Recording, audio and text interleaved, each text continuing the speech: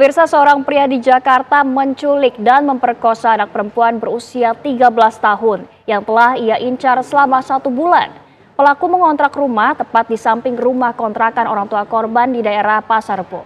Pelaku kemudian kabur dan bersembunyi di kawasan Cijantung, Jakarta Timur sebelum akhirnya ditangkap. Seperti apa perilaku pria ini di mata tetangganya? Selain itu juga apa saja trik-trik dari pria ini dalam memperdayai korbannya? Dan telah bergabung bersama kami rekan Laura Luis dan Ibtu Aditya Rizky Nugroho, Panit 4 Resmo Polda Metro Jaya.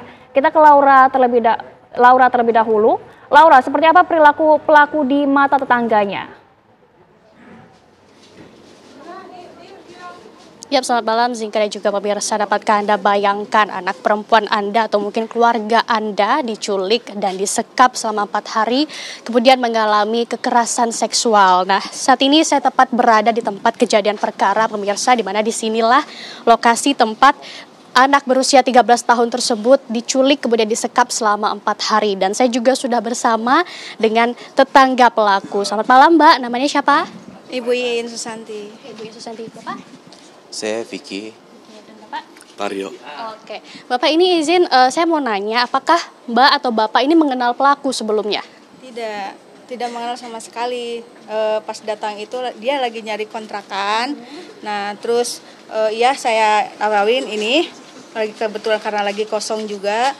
Akhirnya nanti besok dia kesini lagi, sekitar tanggal 10 di situ.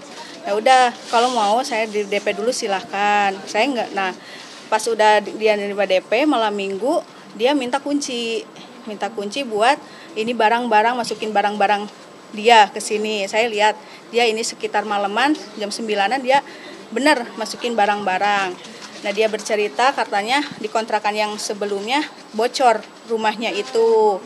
Dia jadi anak sama ininya mau tinggal di sini, tapi si istrinya itu katanya suka pulang jam 11 atau jam 12 malam. Begitupun juga dengan korban juga berbicara yang sama gitu. Itu bapak saya dan ibu saya suka pulang jam 11 atau jam 12 malam tante gitu. Berarti benar ya Mbak, ini adalah orang yang diamanahkan oleh pemilik kontrakan untuk memberikan kunci kepada pelaku.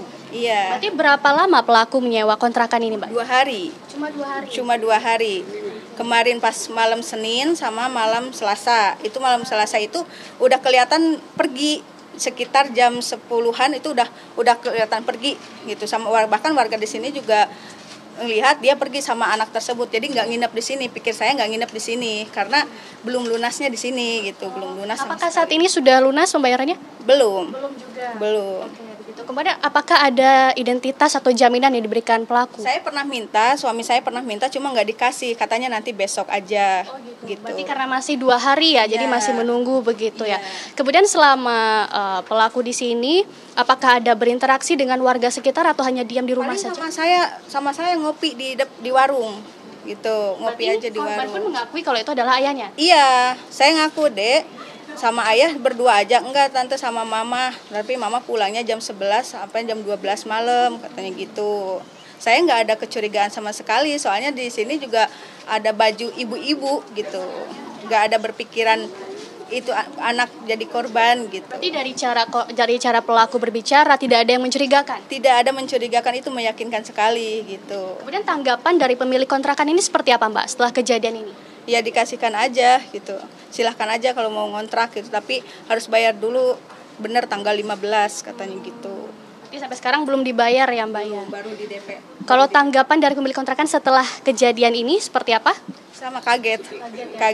Nggak nyangka aja gitu. Terima kasih ya Mbak In sebelumnya. Terima kasih Mas dan Pak. Dan itulah pemirsa tanggapan dari tetangga yang tinggalnya tepat di sebelah kontrakan tempat kejadian perkara ini. Tentunya ini menjadi kewaspadaan bagi kita semua, bagaimana kita menjaga anak-anak kita atau keluarga kita, dan juga memberikan edukasi agar hal serupa tidak terulang lagi. Sementara kembali ke Zinka di studio. Baik, terima kasih atas laporan langsung Laura Luis dari lokasi TKP. Dan pemirsa, kami akan mengajak Anda untuk berdialog dengan Ibtu Aditya Rizky Nugroho, Panit 4 Resmo Polda Metro Jaya. Selamat malam, Pak Aditya.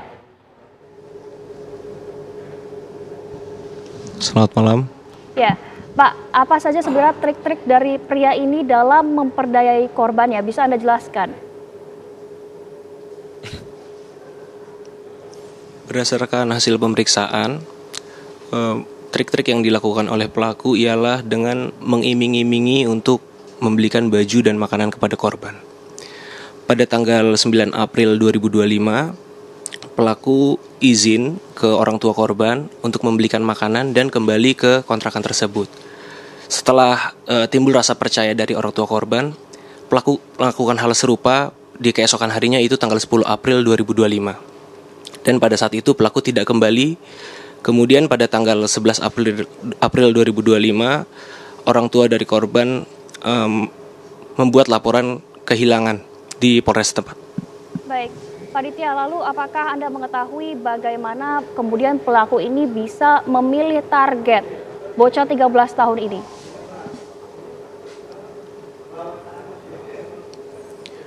Untuk pelaku sendiri sudah melakukan scanning selama kurang lebih sebulan, hingga pada akhirnya pada tanggal 5 April 2025 pelaku mengontrak persis di sebelah kontrakan daripada korban. Baik, lalu jaraknya berapa lamakah kemudian pelaku ini berusaha mendekatkan diri dengan orang tua korban?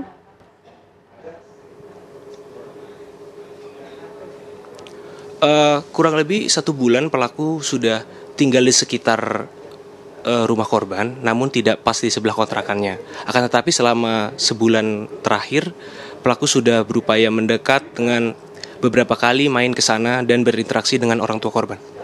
Baik, Pak, lalu apakah pelaku ini adalah, maksud kami apakah pelaku ini baru pertama kali melakukan tindakan tercela ini atau sebelumnya sudah ada kasus serupa juga?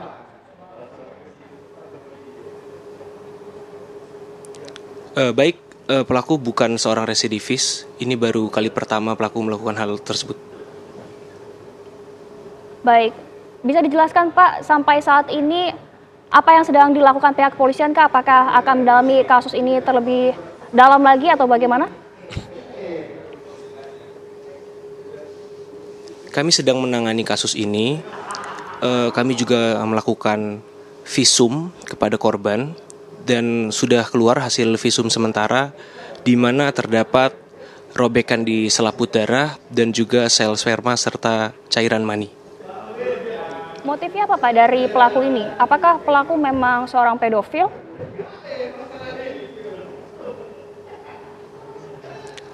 Untuk itu masih kami dalami, cuma sementara terindikasi pelaku merupakan seorang pedofil. Dari keterangan tetangga di tempat kontrakan sendiri, apakah ada keanehan sebelumnya Pak?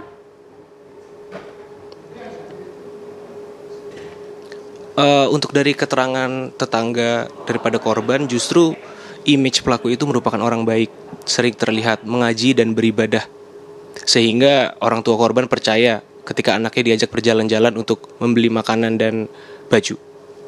Baik, lalu bagaimana pelaku ini bisa memilih tempat di Cijantung untuk melarikan diri sementara Pak? Pelaku sudah menyiapkan tempat tersebut 2 hari sebelum melakukan eksekusi. Kebetulan tempat tersebut juga tidak jauh dari kontrakan yang sebelumnya, akan tapi pelaku sudah mempersiapkan hal tersebut. Baik, pelaku ini aslinya dari mana Pak sebelum pindah ke dekat rumah orang tua korban?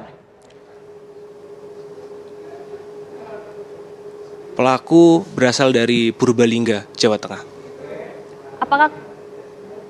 Apakah di Jakarta sudah cukup lama atau baru pindah Pak? Untuk di Jakarta sendiri kurang lebih berdasarkan hasil pemeriksaan sudah beberapa tahun terakhir. Baik, terima kasih banyak Pak Aditya atas waktunya telah berbincang bersama kami di Kabar Utama malam hari ini. Selamat malam, dan sebelumnya juga ada rekan Laura Luis. Selamat malam, selamat kembali bertugas.